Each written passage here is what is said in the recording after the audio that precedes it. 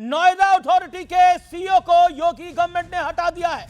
Noida authority के CEO Lokesh M को तुरंत हटा दिया गया है। नोएडा की इंजीनियर की मौत के मामले में योगी आदित्यनाथ का यह बड़ा फैसला तुरंत लिया है, तत्काल प्रभाव से लिया है। मैं सीधा रुख करता हूं सुधांशु त्रिवेदी का। सुधांशु त्रिवेदी, दो चीजें बड़ी इंपॉर्टेंट है। मैं आज की डिबेट पे आता हूं और फिर मैं अश्वनीत खड़ियाल को लेकर आता हूं। सीधा सवाल है, देश का जेनजी किसके साथ है? राहुल गांधी क्लेम करते हैं उनके साथ है, अखिलेश जी क्लेम करते हैं उनके साथ है, लेकिन जेनजी के लिए नया अध्यक्ष आप दे रहे हैं। 30 सेकंड। मैं संक्षेप में जवाब दे देता हूं। देखिए, पिछले कुछ महीनों में पंजाब यूनिवर्सिटी में पहली बार एबीवीपी जीती, दिल्ली यूनिवर्सिटी में एबीवीपी पहले भी जीती, इस बार भी जीती, जेएनयू में सबसे ज्यादा सीटें हम जीते, हैदराबाद यूनिवर्सिटी में हम जीते पहली बार। तो जेन जी का पैमाना ये मान लीजिए तो हमारे साथ है। आज देश में सबसे युवा विधायक कौन है? मैथिली ठाकुर 25 वर्ष की है और वो लोक गायिका हैं। वो भारतीय संस्कृति को डाउन करने वाला नहीं, उसको बढ़ाने वाला कार्य करती हैं। आज का जेन जी कौन है? गुकेश डोमराजू, 18 साल का वो युवा जो वर्ल्ड चेस चैंपियन बन के बैठा हुआ है। आज का जेनजी कौन है? वो शुभांशु शुक्ला जो अंतरिक्ष में पहुंच गया। आज का जेनजी कौन है? वो रत्नेश अग्रवाल जिसने 17 साल की उम्र में OYO शुरू किया और 30 साल होते होते बिलियनर बन गया। आज का जेनजी कौन है? देवव्रत महेश रेके, 19 साल का युवा जिसने दंडकम पारायण से शुक्ल यजुर्वेद के 2000 मंत्रों का दंडकम पारायण से 2 लाख बार जाप करके दिखा दिया। भाई साहब, इसीलिए मैं कहना चाह रहा हूं, अरे वक्त बहुत बदल गया है। जेनजी किस तरफ जा रहा है। और 1 जनवरी को आप देखिए, इस साल के शुरू में भारी मात्रा में करोड़ों की संख्या में युवा भारत के मंदिरों में दिखाई पड़ा। मंदिरों में इतने भारी संख्या में लोग गए, उसमें युवा सबसे ज्यादा था। इसलिए मैं एक लाइन में कहना चाहूंगा अमीश जी कि जेनजी के युवाओं जागो, पुनः नया युग आया है। जेनजी के युवाओं जागो, पुनः नया युग आया है। भारत मां की शक्ति जगी है, धर्म ध्वजा लहराया है। ओके, धर्म ध्वजा लहराया है। अर्शदीप खड़ियाल, क्या आपको लगता है भारत की संस्कृति के साथ भारत का युवा जुड़ रहा है और उसी कनेक्ट को बीजेपी इस्तेमाल कर रही है अच्छे तरीके से और सबसे युवा अध्यक्ष दिखे? Arshdeep, your turn.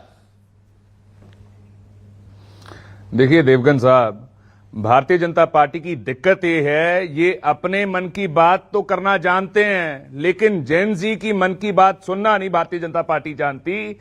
One way communication की आदत है। इसी वजह से मोदी साहब प्रेस वार्ता भी नहीं करते हैं, पिछले 11 सालों में एक भी नहीं की। दूसरी बात, Guinness book of world record वाले भारतीय जनता पार्टी के लीडर्स को ढूंढ रहे हैं कि एक इंटरव्यू लिया जाए। इन्होंने एक रिकॉर्ड दर्ज किया है। वो रिकॉर्ड क्या है कि जेएनयू में प्रोटेस्ट, अलीगढ़ मुस्लिम यूनिवर्सिटी में प्रोटेस्ट, बनारस हिंदू यूनिवर्सिटी में प्रोटेस्ट, दिल्ली यूनिवर्सिटी में प्रोटेस्ट, सबसे ज्यादा प्रोटेस्ट इनके राज्य में हुए हैं। आईआईटी दिल्ली में, बॉम्बे में, IIT Kharagpur, IIT Kanpur, IIT Madras and many more places, जहां पे पंजाब यूनिवर्सिटी रिसेंटली हुए, जहां पे भारतीय जनता पार्टी की केंद्र सरकार के खिलाफ बैक टू बैक धरने हो रहे हैं, प्रोटेस्ट हो रहे हैं। इनकी पॉलिसीज का विरोध, इनके डंडा तंत्र का विरोध, इनके तानाशाह रवैयों का विरोध, इनके डिबेट डिस्कशन ना करने का विरोध, इनका भारतीय जनता पार्टी का स्टेक होल्डर को ना कंसल्ट करने का विरोध। और मैं पूछना चाहता हूं, भारतीय जनता पार्टी ने दिया क्या है जेनजी को? आपने बेरोजगारी दी, दिल्ली के जेनजी को पोल्यूशन दिया, आपने आपके राज में सुसाइड रेट ऊपर हो गया,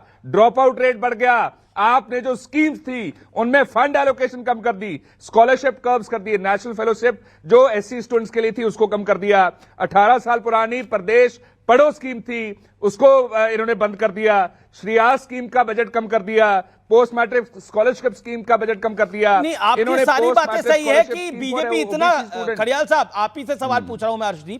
अर्शदीप, आपने बोला बीजेपी सब कुछ खराब कर रही है, बीजेपी जेनजी का सत्यानाश कर रही है। देवगन साहब, 1 सेकंड, मेरा सवाल आप सुन लीजिए फिर आप रिस्पॉन्ड करिएगा।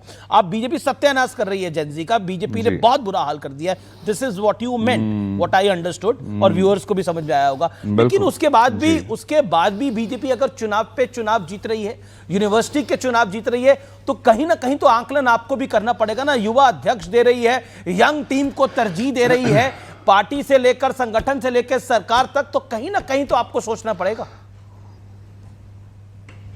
सब बात यह है कि जो जेनजी है वो कांग्रेस पार्टी के साथ है, क्योंकि एक यंग लीडरशिप जो है वो उनको नजर आती है, कांग्रेस पार्टी देती है। भारतीय जनता पार्टी की तो बुजुर्ग लीडरशिप है जहां पे जेनजी के लिए जगह नहीं है ना मिलेनियल। आप जो बात बोल रहे हैं, मैं बताता हूं पैमाना क्या है। उसका पैमाना आप कह रहे हैं जेनजी कांग्रेस के साथ है। मैं थोड़ी देर के लिए आपकी बात पे यकीन करना चाहता हूं। 3 कारण बताइए, 3 एग्जांपल्स बताइए कि जेनजी कांग्रेस के साथ है। Give me 3 examples.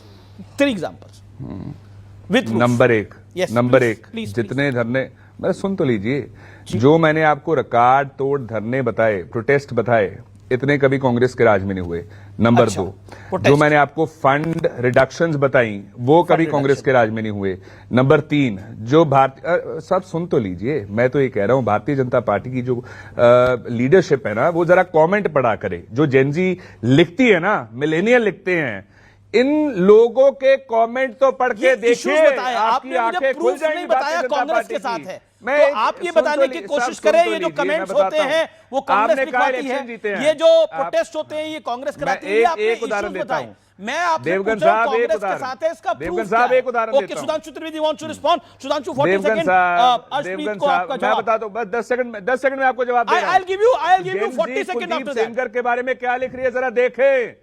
Chinmayanand, Kuldeep Sengar, Brijbhushan, Sandeep Singh, ऐसे लीडर्स के लिए क्या लिख रही है? Okay, let Sudhanshu Trivedi comment. Okay, Gen Z Congress के साथ है, प्रूफ नंबर 1 प्रोटेस्ट हो रहे हैं। प्रूफ नंबर 2 जो कि अर्शप्रीत ने बोला कि कमेंट हो रहे हैं यूट्यूब पर और इंस्टाग्राम पे और सोशल मीडिया प्लेटफॉर्म पे जो कमेंट हो रहे हैं वो बता रहे हैं वो कांग्रेस के साथ है। अब बताइए क्या जवाब है सुधांशु त्रिवेदी? जो कांग्रेस प्रवक्ता ने कहा, यही कांग्रेस प्रवक्ता ने जो बोला यही कांग्रेस की दुर्गति का आधार है। उनको लगता है जो प्रायोजित लोग बैठे हुए हैं और उनके द्वारा जो लोग कमेंट कर रहे हैं उस कमेंटों के आधार पर इनको लगता है चुनाव जीत गए। यही तो गलतफहमी है। और देखिए कितनी बढ़िया बात बोली इन्होंने, कहा कभी भी इतना बड़ा प्रोटेस्ट नहीं हुआ। भाई साहब, ये अन्ना आंदोलन किसके जमाने में हुआ था? आइए, भारत के इतिहास का सबसे बड़ा आंदोलन, श्री राम जन्मभूमि आंदोलन, उतना बड़ा आंदोलन तो कभी भारत छोड़ो आंदोलन में नहीं था। बीबीसी ने कहा। ये सुनिए, लोकनायक जयप्रकाश का आंदोलन, क्या बात कर रहे हैं, गोरक्षा आंदोलन, कितना बड़ा किसान का आंदोलन जिसमें चौधरी चरण सिंह, चौधरी देवीलाल सब भूल गए। यूथ प्रोटेस्ट ही था, राम मंदिर का आंदोलन यूथ प्रोटेस्ट ही था। इसीलिए मैं कहना चाहता हूं, सुधांशु इनका कहना है वो यूथ प्रोटेस्ट ही थे। राम मंदिर आंदोलन यूथ प्रोटेस्ट नहीं था, आंदोलन यूथ प्रोटेस्ट नहीं था। Sudhanshu reply quick, 10 second. Then Arshpreet ji. Sudhanshu ji, रट्टा नहीं लगा के आए। हाँ, अब मैं बता रहा हूं। देखिए साहब, इनको जानकारी का अभाव है, फैक्ट के साथ बोलिए ना, कौन सी चीज मैं बताना चाहता हूं। इनके फाइनेंस मिनिस्टर ने फ्लोर ऑफ द हाउस पे बोला, चिदंबरम साहब ने, कि डिजिटल ट्रांजैक्शन तो भारत पे हो ही नहीं सकते, हम तो कम टैक्स हैवी हैं, हमारे लोग कम पढ़े लिखे हैं। मगर मोदी जी को विश्वास था, आज दुनिया में हाईएस्ट डिजिटल ट्रांजैक्शन भारत में हो रहा है। 49% ग्लोबल डिजिटल ट्रांजैक्शन भारत में हो रहा है और यूपीआई वीजा को पीछे छोड़कर पिछले साल एक दिन में सबसे ज्यादा ट्रांजैक्शन, उसको सबसे ज्यादा कौन करता है? जेनजी तो कर रहा है। आपको भरोसा नहीं था जेनजी पे, हमने भरोसा करके दिखाया और जेनजी ने वो चेंज करके दिखाया। अब वो गलतफहमी में बैठे रहिए, वो पुराने जमाने के हिसाब से, और वो स्टीरियोटाइप में बैठे हुए हैं। 50 साल पहले इनकी घड़ी की सुई अटक गई है कि जो 1990 का भारत था उसके बियॉन्ड हम जाएंगे नहीं, शॉर्टकट रहेगा, जात पात में तोड़ो, कट्टरपंथी वोटों के साथ अपना संबंध जोड़ो, विदेश में घूम के 2-4 बयान दो और उसके बाद बगैर मेहनत किए सोचो कि अपने आप आकर हमारी थाली में गिर जाएगा। बाकी तो छोड़िए, जेनजी तो छोड़िए, आज इनका गठबंधन सहयोगी को इनके साथ है क्या? दिल्ली का चुनाव हुआ, आम आदमी पार्टी ने छोड़ दिया। यूपी में इनको समाजवादी पार्टी ने बाई इलेक्शन में कुछ नहीं दिया, इन्होंने दिल्ली में समाजवादी पार्टी को कुछ नहीं दिया। महाराष्ट्र में जो चुनाव हुआ उसमें यूबीटी शिवसेना इनसे अलग हो गई, और केरल में जो चुनाव हुआ उसमें कम्युनिस्ट पार्टी आपस में लड़े। और मैं कह रहा हूं बंगाल में ये तय है कि इनको कुछ नहीं देने जा रही है। और ये वोट चोरी कहने वाले लोगों से मैं कहना चाहता हूं, बंगाल में इनकी सीट 0 है और बंगाल चुनाव के बाद चिल्लाएंगे कि मेरा वोट चोरी हो गया। 0 सीट वाले कहेंगे मेरी चोरी हो गई।